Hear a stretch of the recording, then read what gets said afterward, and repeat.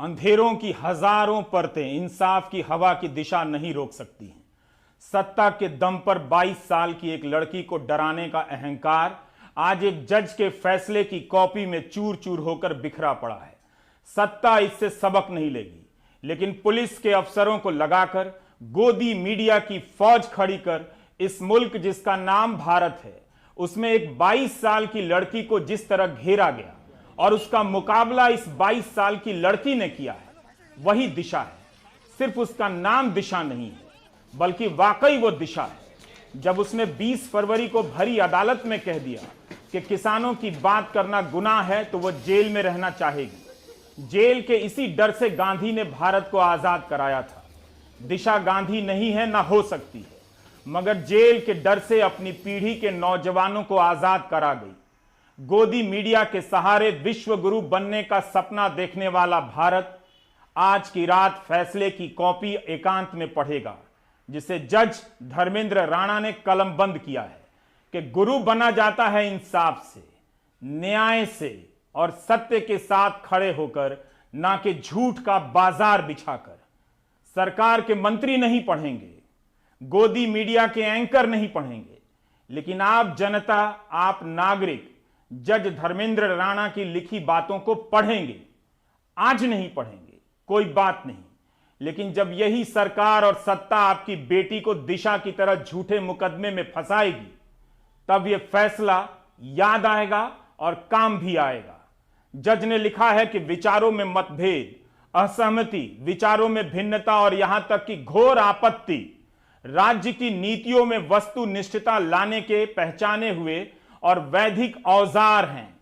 एक उदासीन और बेहद विनम्र जनता के मुकाबले जागरूक और मुखर जनता एक स्वस्थ और मजबूत लोकतंत्र का संकेत है। आज का दिन दोस्तों बहुत बड़ा दिन है, क्योंकि 21 साल की दिशा रवि को दिल्ली की एक अदालत ने बेल दे दी है।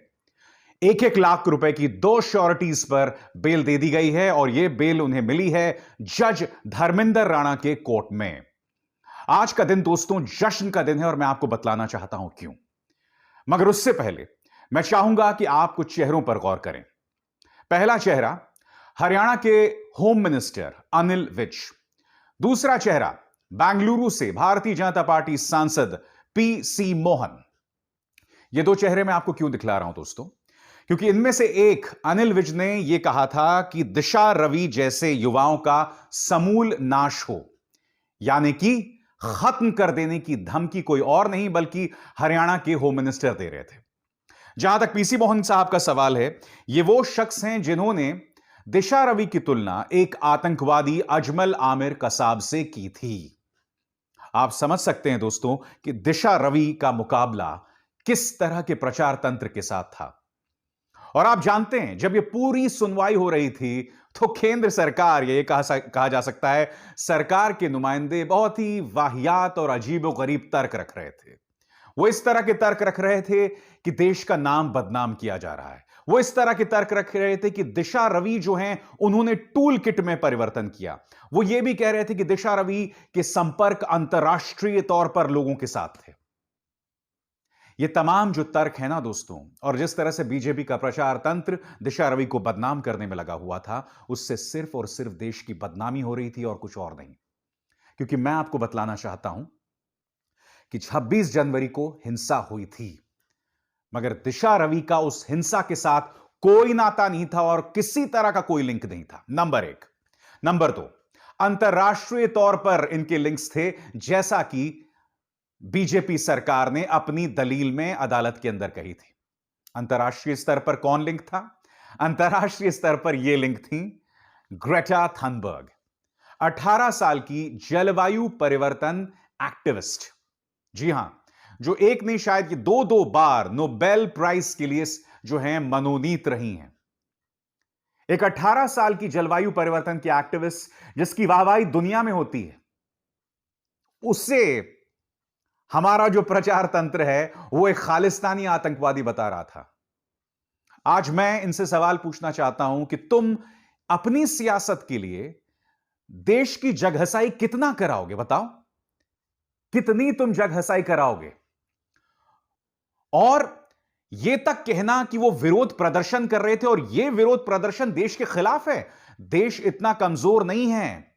मैं यह समझ नहीं पा रहा हूं कि 2014 से तुम लोग देश को इतना कमजोर क्यों मान रहे हो कि कुछ लोग विरोध प्रदर्शन कर देंगे या एक टूल किट में किसी तरह का कोई संशोधन कर देगा या जलवायु परिवर्तन एक्टिविस्ट ग्रेटा थनबर्ग से संपर्क साध लेगा तो उससे देश बिखर जाएगा, उससे देश कमजोर पड़ जाएगा।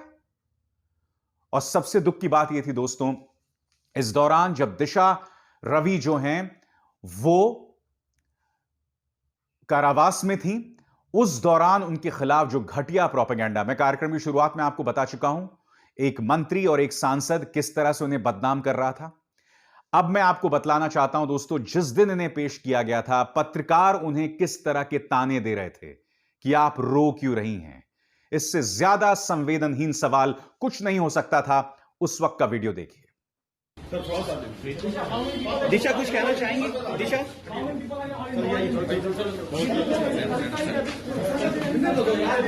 अरे बिजल बना दो, बिजल बिजल नहीं यार, हटो। दिशा आप कुछ कहना चाहेंगी? दिशा रो क्यों रही है? दिशा कुछ आप कहें।